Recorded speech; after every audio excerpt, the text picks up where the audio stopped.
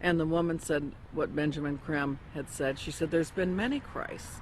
I said, there's been one, and his name is Jesus.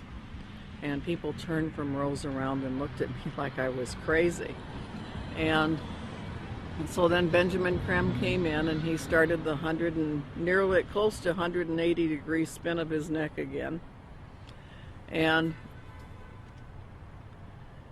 the crowd's hypnotic trance appeared to deepen, and he started out from the point of light within the mind of God, may light spring forth ever.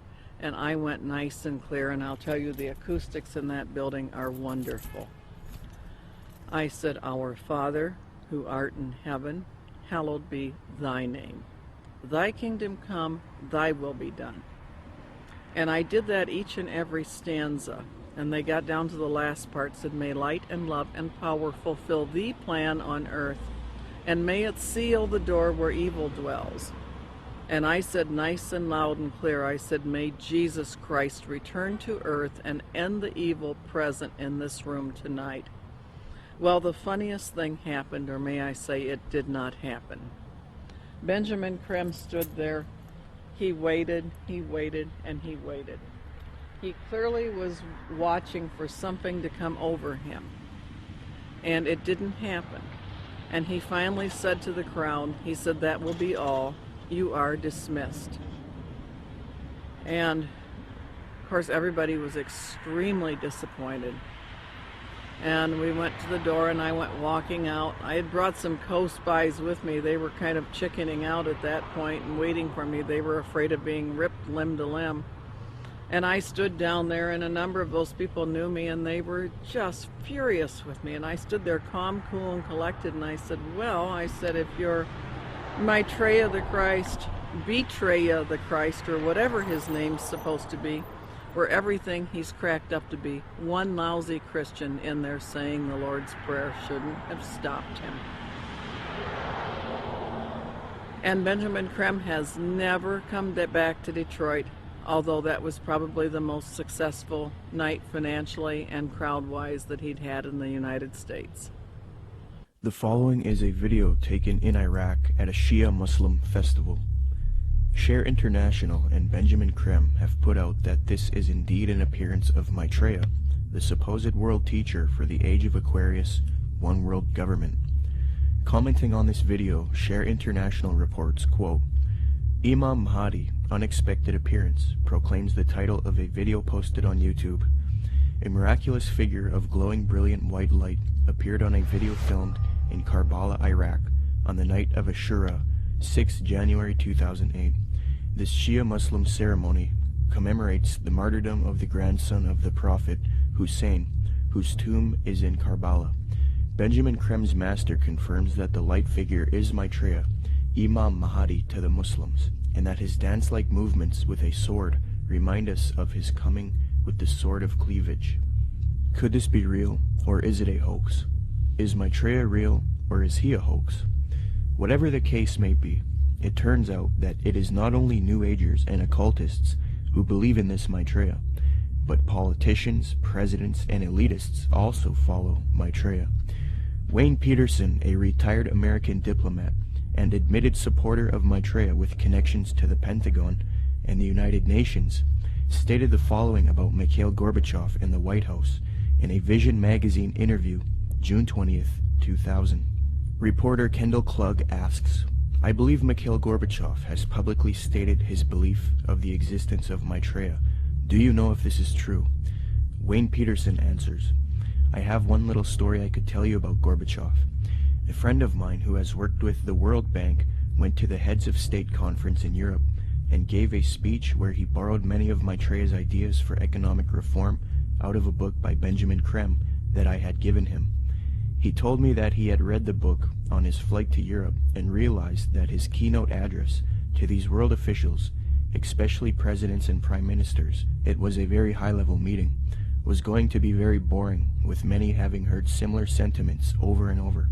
So he thought he would throw in some of Maitreya's ideas into the speech. The country he was in had a reigning monarch who invited him to lunch the next day.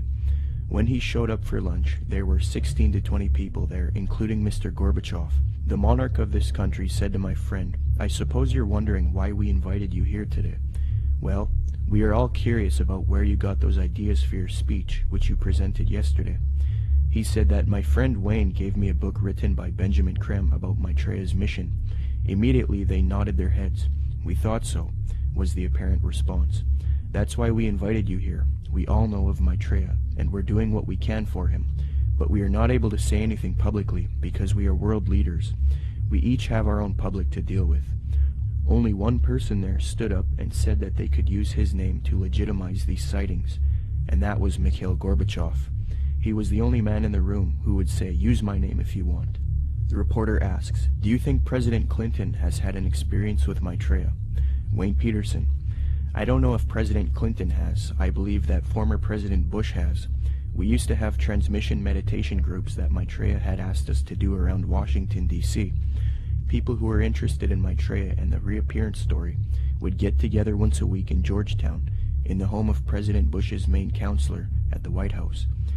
President Bush came over to this house for dinner one night, and the hostess was in the dining room as President Bush asked her, 'What do you think? I'm running against Clinton in this election. Am I going to win?' She said, 'No, Mr. President, you are not. Maitreya has already said that you are going to lose to Clinton.' Bush never challenged her, but merely said, 'Yeah.' He didn't ask who Maitreya was. He was very quiet, and then said, 'I think I've got to go now.'" Benjamin Creme has said many times that he had heard from one of Maitreya's associates that Maitreya had appeared to Bush and that they had a discussion in the White House. So that incident with my meditation group seemed to confirm that Bush did in fact know of Maitreya. I do know people in the White House have been visited by Maitreya many times, and the people I'm talking I've seen on the front page of the Washington Post, standing next to the president. In a December 19, 2008 London Telegraph article, Major Media Organization, Mick Brown praises Maitreya and Benjamin Creme, stating, quote, "This week has come encouraging news for anyone with an interest in signs and wonders, or desperate for a chink of light in the prevailing gloom, which probably means most of us. A savior is at hand."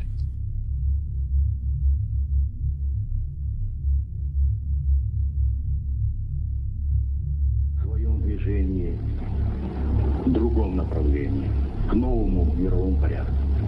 I think even that does not describe why the world has changed so much and why the world has turned so much toward a new world order and a new kind of civilization. Maitreya is one of the main theosophy in Maitreya. The whole UN movement, the whole Lucis Trust movement, world goodwill, they're going out of their way to try to discredit it and say, well, you know, Jesus, all he really was a disciple of Maitreya. He's still a disciple of Maitreya. Maitreya is over him, and Jesus, they believe what happened is Jesus heralded in the age of Pisces. Now what we're going to be doing is now we need to herald in the age of Aquarius. This is where the New World Order comes in, and this is what Maitreya is going to bring. So we're going to de-emphasize Jesus, and we're going to move over to Maitreya. Jesus is just a disciple of Maitreya anyway, according to them.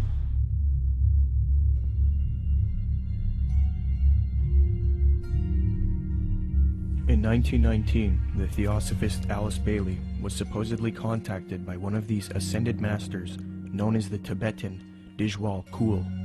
From 1919 to 1949, Bailey would write 24 books, and according to her, she would do automatic writing, a new age way of channeling and letting the force write for you.